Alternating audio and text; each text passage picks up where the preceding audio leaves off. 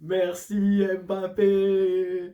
Bravo, bravo, bravo, bravo. Très très bon match, très très bon match. Incroyable, incroyable. Jamais je m'attendais à ce que on ait un match vraiment entre le PSG et le Real avec un PSG aussi bon dans le jeu. Vraiment, surtout avec ce qu'on montre depuis le début de la saison. C'est inespéré et franchement, on s'en tire extrêmement bien. Genre, je m'attendais pas à avoir un aussi bon match du PSG. Et ça, il faut le souligner. Parce que depuis le début de la saison, le jeu du PSG est catastrophique avec Pochettino. Alors que là, ce soir, est-ce que les joueurs sont motivés qu'à faire des matchs de Ligue des Champions? C'est la question que je commence à me poser. Vraiment. Parce que ce soir, ça a super bien joué. Alors que le milieu, à première vue, il faisait un peu peur. Désolé pour ma voix, elle est un peu partie au moment du but d'Mbappé, mais on va en reparler tout à l'heure, il n'y a pas de souci. Euh, donc Donnarumma au cage, personnellement je m'y attendais. Je pense vraiment que cette saison, ça va plus être Donnarumma en Ligue des Champions et Navas en, en Ligue 1, même si Navas aurait pu aussi être en Coupe de France, mais il y a eu cette défaite contre Nice. On ne va pas y revenir. Voilà, pour l'instant, le plus important, c'est le match de Ligue des Champions de ce soir. Mais, euh, mais voilà, la défense, une défense basique. De toute façon, Bernat est pas dans la liste de Champions League pour cette saison, donc forcément, nous Mendes à gauche. De toute façon, on va pas mettre Kurzawa. Euh, en défense centrale, Kimpembe Marquinhos, forcément, la charnière qui réussit à chaque match. On va pas se mentir, c'est la charnière du PSG et j'en suis totalement satisfait. Et de toute façon, Ramos ne pouvait pas être là parce qu'il est H24 blessé. Mais ça, c'est un autre sujet et j'ai pas envie d'aborder ça ce soir. Hakimi à droite, Hakimi a souligné qu'il a fait une performance défensive alors que défensivement, c'est pas forcément ça depuis le début de la saison, mais qui a pris euh, en puissance défensivement, surtout sur ce match. Il faut souligner à quel point il a réussi à vraiment bien défendre contre Vinicius. Vraiment, Vinicius a été incompétent face à Hakimi. Hakimi lui a pris tous les ballons, il faisait des retours incroyables. Je pense qu'il a consommé. Vraiment, ses deux poumons, ils doivent être explosés ce soir-là, vraiment. Donc, très bon match d'Hakimi, il faut le souligner. Pour le milieu, alors c'est là que ça a peut-être fait débat pour certains. Marco Verratti, ça tout le monde s'y attendait. Vraiment, sans Marco, le milieu de terrain c'est pas le milieu de terrain du PSG, quoi. C'est un milieu de Ligue 2, on va pas se mentir. Euh, Sans Marco, on l'a très bien vu sur certains matchs. T'arrives pas à aligner une passe devant et tu fais des matchs nuls ou des défaites comme ça. Mais bref, euh, Paredes. Alors Paredes pour moi c'était la grande surprise. Je m'attendais pas du tout à voir Paredes, même si ça m'étonne pas de Mauricio Pochettino. Je pense que tout le monde s'attendait ce soir à un milieu Gay, Danilo et Verratti. Mais de toute façon, Pochettino l'avait dit en conférence de presse un jour avant hier, que Gay ne serait pas titulaire. Alors pourquoi? Euh, Personne ne le sait. Je vous invite à aller voir l'avis de Seyss en parle et l'immigré parisien qui disait que voilà, ça avait aucun sens que Gay ne soit pas titulaire ce soir. Gay, certes, il y a eu la canne, mais cite-moi un seul joueur, hormis Gay, qui n'a pas rejoué en compétition depuis la canne. Il n'y en a aucun. Bamba a rejoué, Mané a rejoué, tout le monde a rejoué. Hormis Abdou Diallo, mais c'est normal, il n'est pas titulaire. Mais bref, Paredes, je reviendrai sur lui tout à l'heure. Mais sinon, c'était Danilo. Alors, Danilo, ce que je comprends pas, c'est que des personnes qui se considèrent supporters du PSG euh, sont, sont tout le temps sur Danilo en mode ouais, c'est un mauvais joueur, il n'a rien à faire au PSG, c'est pas un milieu de classe mondiale, voilà, il est nul, il est éclaté, il a rien à faire ici, qu'il dégage, un coup de serpillière, qu'il parte. Mais franchement, Danilo ce soir, et même les autres soirs, il faut souligner que Danilo en ce moment, il est vraiment très très bon. Alors certes, c'est un jeu qui n'est pas forcément technique, qui n'est pas forcément beau à voir, mais c'est un joueur et je reprends les mots du live d'hier de Seyss en parle et de l'immigré parisien, qui, Danilo, est un joueur extrêmement bon, mais seulement dans un registre défini. C'est un peu comme un Giroud en attaque, pour prendre un exemple. Et Danilo, ce soir, a été très très bon. Il a récupéré énormément de ballons. Et ça, il faut vraiment le souligner. Il faut arrêter de tomber sur Danilo, car c'est vraiment un très bon milieu, une très bonne sentinelle. Et comme il le disait lui-même en interview après le match, euh, il était super bien dans ce système parce qu'il alternait entre milieu et défense centrale, ce qui permettait vraiment aux latéraux de pouvoir monter offensivement. Et ça a l'air d'être un schéma qui nous plaît en plus de ça. Donc voilà, Danilo vraiment très bon. Faut pas oublier qu'il nous met 2 buts en plus au match, au match de la semaine dernière. Donc voilà, merci Danilo. Paredes, j'ai pas été vraiment fan de son match. Je suis pas fan de Paredes, je peux plus le voir honnêtement. Même si, en fait, le problème avec Paredes, c'est que c'est un joueur qui ne court pas, il reste dans ses 15 mètres et il déclenche tout le temps des fautes ou alors il est trop dans l'agressivité. Alors certes, c'est bien d'avoir des joueurs comme ça qui déclenchent des fautes et qui vont entre guillemets agacer l'adversaire, mais il ralentit le jeu. Il ralentit le jeu. Et bref, pour l'attaque, forcément, un traditionnel Mbappé, Messi dans l'axe et Di Maria à droite. Vu que Neymar revient tout juste de blessure, titulaire, c'était impossible de le voir. Même si je pense que peut-être certains ont pu croire qu'il allait être titulaire. Mais voilà, l'attaque, alors il faut absolument en parler. Parce que pour moi, ça a été le schéma le plus important de ce match. Vraiment. À la fois dans les tops comme dans les flops. Dans les bonnes choses et dans les choses plus négatives. Euh, Di Maria, alors je sais pas, je suis un petit peu partagé sur Di Maria. Parce qu'il a vraiment été très bon dans le sens défensif, où vraiment il a fait un pressing incroyable, où il pressait, il courait comme ça pour aller chercher le ballon et aller gêner la défense madrienne. Mais, euh, mais voilà, il manque, il manque cette petite explosivité, ce petit passement de Di Maria et comment dire cette passe en plus pour Di Maria parce que alors après je peux pas forcément lui tomber dessus parce que j'ai beaucoup de vues lorsque le jeu était plus centré sur le milieu de terrain et que Di Maria faisait des appels en profondeur, il n'avait jamais le ballon. Donc on peut pas forcément lui tomber dessus. Donc pour moi ça va être un match moyen de Di Maria, mais un très bon match. Il a d'ailleurs été applaudi par le parc, ce que je souligne et que j'applaudis moi aussi, parce qu'il a vraiment fait un bon match.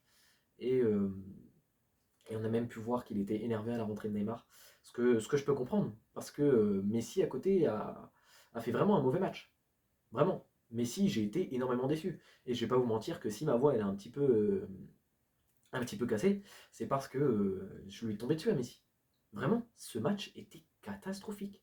Messi au Paris Saint-Germain, ça ne marche pas. Pour l'instant, ça ne marche pas. Ça ne marche pas. Pourquoi garder Messi sur le terrain, hormis pour son titre voilà, honorifique de Ballon d'Or, de GOAT, de ce que vous voulez.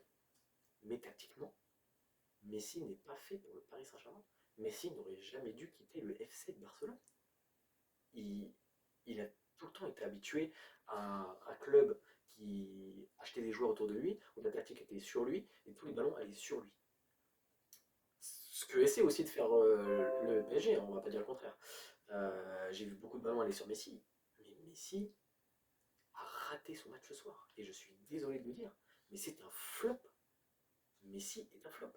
Alors, Messi, c'est 23 ballons perdus, 82% de précision de passe, et sur toute sa carrière, c'est 5 pénaltys ratés.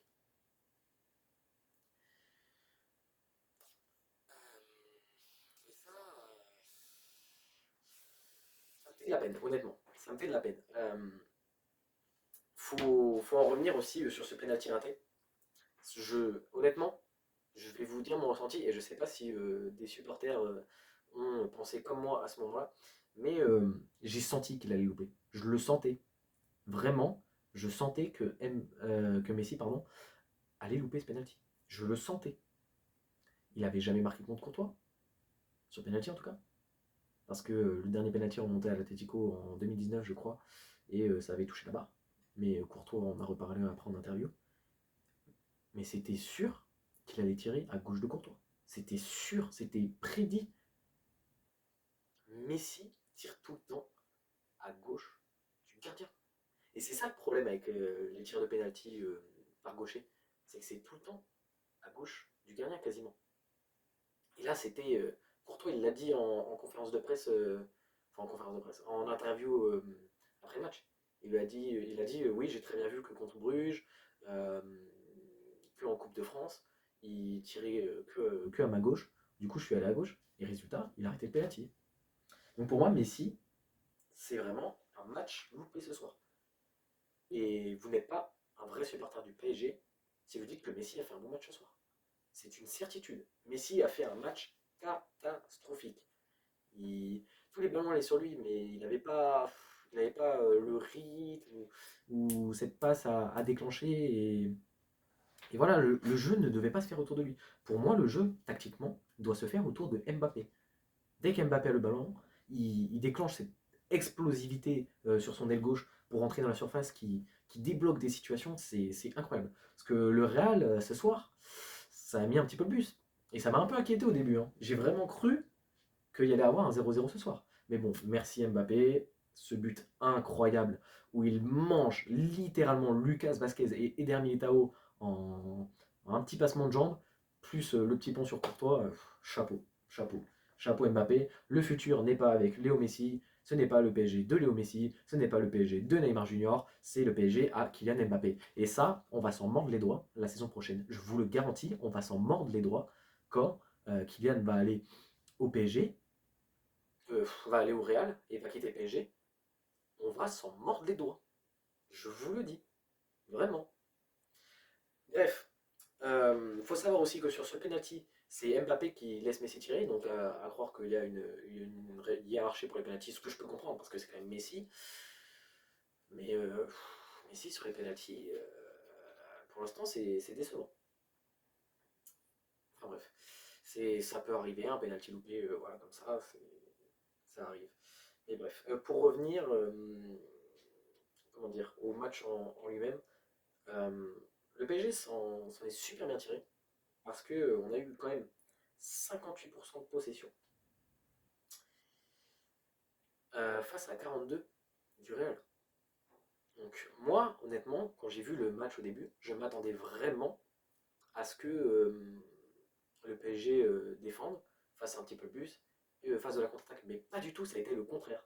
Et ça m'a vraiment surpris. Autre chose aussi, le Real ce soir ont été catastrophiques. Vraiment. 3 tirs, 0 cadré. 0. C'est vraiment les pires stats du Real depuis PSG 2019. Très bonne nouvelle. Suite au carton jaune de Ferland Mendy et de Casemiro, ils seront absents pour le match retour. Ce qui est une très bonne chose, étant donné que Casemiro est hyper important au milieu de terrain.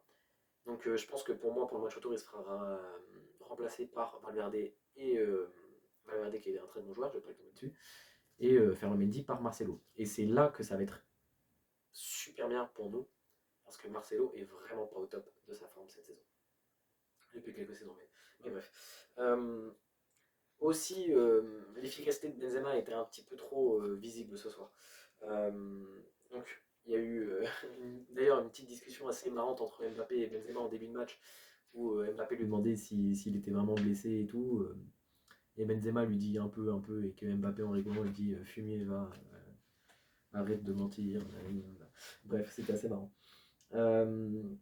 Malheureusement, Benzema n'a pas fait un bon match. Et ça s'est vu direct qu'il était pas en bonne forme. Et ce sera pas un Benzema comme ça au match retour. Benzema, c'est 38 ballons, 0 tir. Je crois que c'est même une des pires stats qu'il ait pu avoir avec le Real. Dites-moi en commentaire si je me trompe, mais bref. Et Mbappé, il faut en parler de Mbappé. Incroyable. Il a été exceptionnel. Mbappé, c'est 7 tirs, 4 cadrés, un but. Mbappé en Ligue des Champions, c'est un but tous les 4 tirs cadrés. Encore ce soir, il le prouve. Quatrième tir cadré, il marque. Le futur se fait avec Mbappé. Mbappé est le nouveau Monsieur Champions League. C'est lui qui nous sauve en Champions League cette saison et la saison dernière. Vraiment. Le triple au Barça, c'est qui le fait? Mbappé.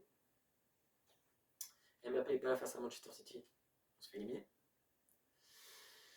Mbappé face à City, avec Messi qui avait été bon, on a gagné. Mbappé face à Leipzig, il était super bon. Mbappé ce soir, il nous marque un but à la 94e, alors que au match contre Rennes, il marque à la 93e. Alors, maintenant, je veux qu'on fasse une pétition pour qu'on change le nom du Fergie Time en Mbappé Time. Vraiment.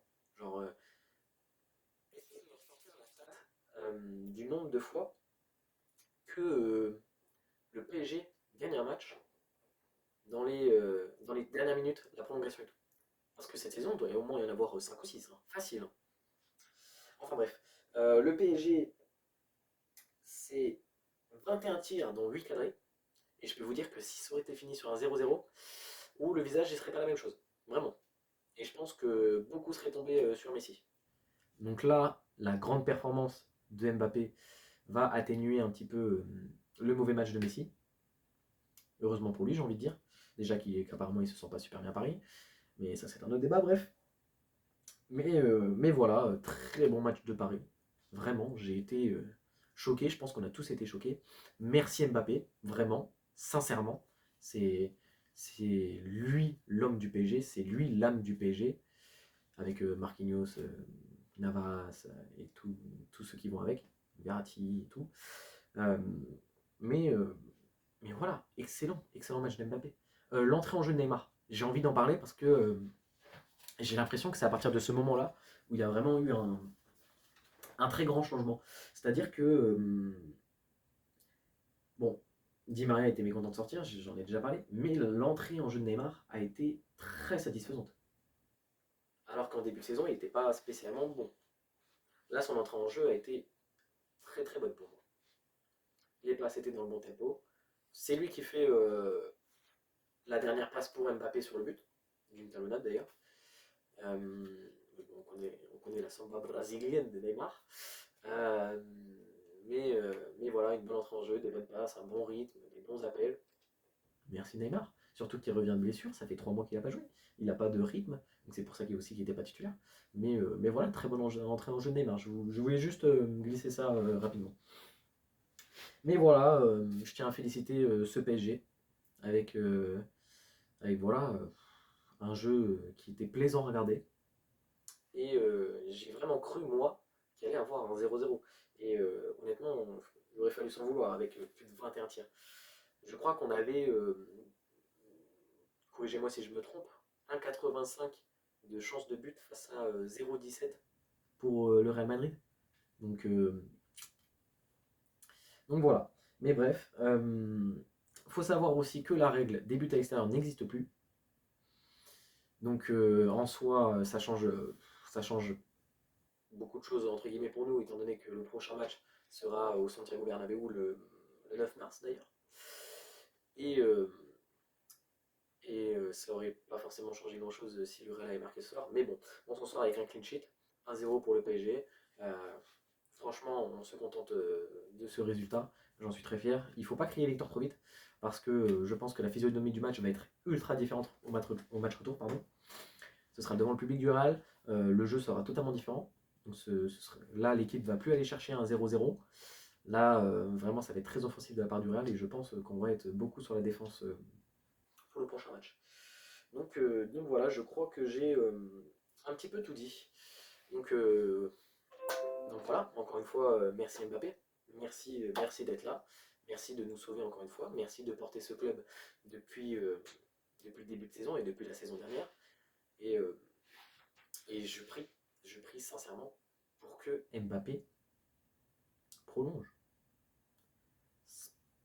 Je le répète encore une fois, désolé si je fais que de me répéter, mais Mbappé doit rester. Mbappé, c'est le futur du PSG. Et c'est même le présent du PSG. Donc voilà. Bon, on va se stopper là, je pense. Je vais juste vous dire mes notes et mes flops. Pour Donnarumma, je vais juste lui donner un 6,5, un 7. Voilà, il n'a pas eu grand chose à faire, mais son jeu au pied était très très bon. Hakimi, je vais lui mettre un 7,5. Parce que voilà, ses retours défensifs et son apport offensif a été excellent. Marquinhos, un 7. Voilà, comme d'hab, il fait le taf. Kimpembe, un 7 aussi. Voilà, très très bon. Nuno Mendes, je vais lui mettre un 7. Pas un 7,5 parce qu'il y a des centres où voilà, ça aurait pu être un peu mieux. Euh, Paredes pour moi c'est un 6, pas plus. Danilo, je lui mettrais bien un 7 aussi, parce que voilà, il a été très bon dans la récupération. Verratti pour moi c'est un 8. Vraiment, tout le jeu s'est fait autour de lui, sa conservation de balle est excellente, ses passes vers l'avant, enfin, c'est exceptionnel. Maintenant, j'aime beaucoup parce qu'il fait beaucoup plus, il va beaucoup plus seul avec le ballon vers l'avant. Et ça, c'est vraiment très plaisant à voir en tout cas. Euh, Di Maria, un 7. Voilà. Un bon jeu de Di Maria. Messi, pour moi, c'est un 5. Pas plus, vraiment. J'irai même vers le 4, honnêtement, tellement son match a été raté. Et Mbappé pour moi, c'est un 8,5. 8,5, 9. J'ai même envie de lui donner le 10 parce que c'était sauveur du match à toute la fin. Les émotions étaient là, donc voilà, c'est assez compliqué aussi de faire un débrief comment dire, à froid et qui est réfléchi, étant donné qu'il y a encore l'excitation du but à la fin de Mbappé. Je pense que j'ai réveillé moi tout mon quartier et je pense que certains aussi. Et je pense qu'ils ont même dû appeler la police parce qu'ils ont dû croire que j'étais en train de frapper quelqu'un. Mais bref, je me suis cassé la voix. C'est une excellente soirée. C'est un grand plaisir de faire un débrief euh, après un match comme ça. Donc je vais vous remercier bien sûr d'avoir suivi ce débrief si vous êtes arrivé jusque-là. Euh, N'hésitez pas à vous abonner, à liker, à mettre un petit commentaire. N'hésitez pas aussi à passer sur ma chaîne Twitch Maxence Ruffin. Je fais des lives sur FIFA, sur Apex Legends, sur Overwatch. Voilà, du plaisir, euh, du contenu chill, du contenu de tryhard. Voilà. Donc n'hésitez pas à passer aussi. Ce sera avec grand plaisir que je vous reçois.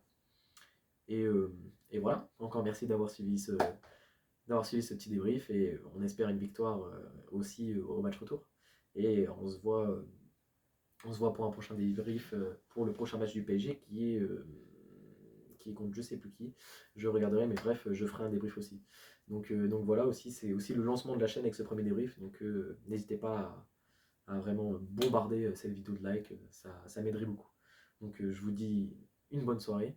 Enfin, je vous dis d'abord de passer une bonne nuit, passer une bonne soirée. Merci de m'avoir suivi et ciao les gars.